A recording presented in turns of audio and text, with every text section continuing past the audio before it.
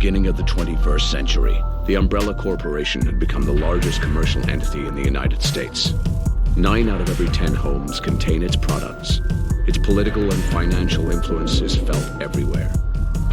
In public, it is the world's leading supplier of computer technology, medical products, and healthcare. Unknown even to its own employees, its massive profits are generated by military technology, genetic experimentation, and viral weaponry. Get to Raccoon City in 48 hours. Make it to the Hive, and then you'll have your answer. I have no reason to believe a word you say. True, but I can offer you something you want very much. I'm resetting your watch. The clock is ticking.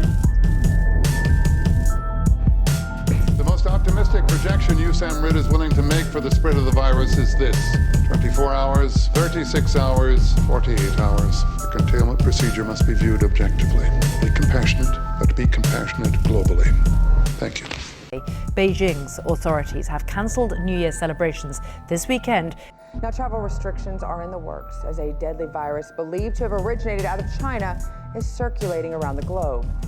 But China isn't taking any chances. Transport links within and to a number of nearby cities have been cut, and the fear of contagion has produced dramatic scenes, like here at Fuzhou Airport, where a man suspected of carrying the virus was confined to a quarantine container. Despite the rising number of cases, the World Health Organization has refrained from declaring a global health emergency. And the question was whether this event constitutes a public health emergency of international concern. The advice to the DG, which is provided by the emergency committee, is that now is not the time. As a precaution, as fears about the spread of a deadly new virus grow. Singapore has just confirmed its first case of the virus. 2 more Chinese cities, meanwhile, have joined Wuhan, where it was first identified, in being put into lockdown. A city of 11 million people with almost no one on the streets. Trains, planes, buses, cars, almost nothing leaves or enters Wuhan.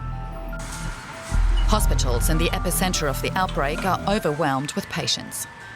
So overwhelmed that authorities have now decided to build a new, dedicated hospital from scratch.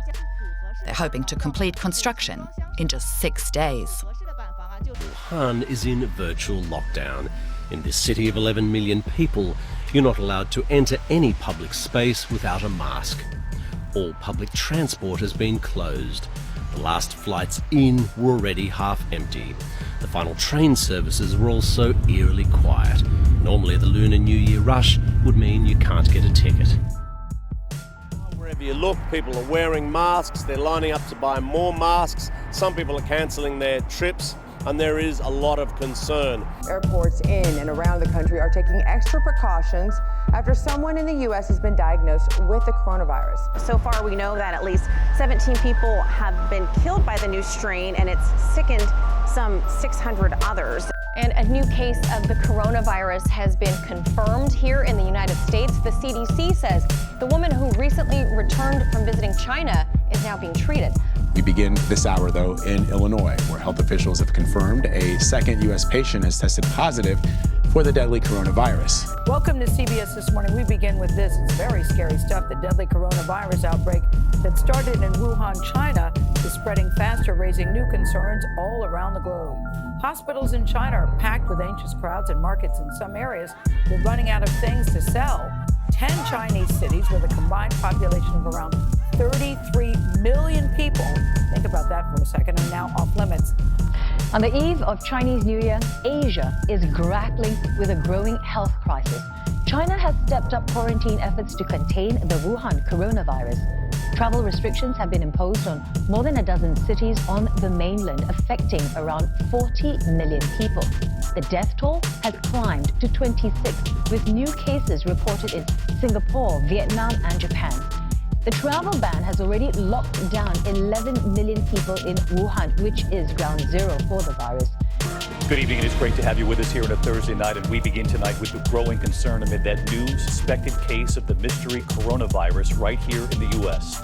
This time in Texas, the patient, a student at Texas A&M University, recently back from the city of Wuhan, the epicenter of the outbreak. We have news on his condition tonight. Amid questions, was he around other students?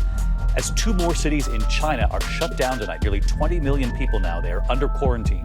The virus now detected in 5 countries, passengers screened at a growing number of airports around the globe, 5 major airports here in the U.S. now. And tonight, news of passengers being tested after landing in Los Angeles with possible symptoms as a precaution, and that case in Seattle, a patient quarantined treated by a robot.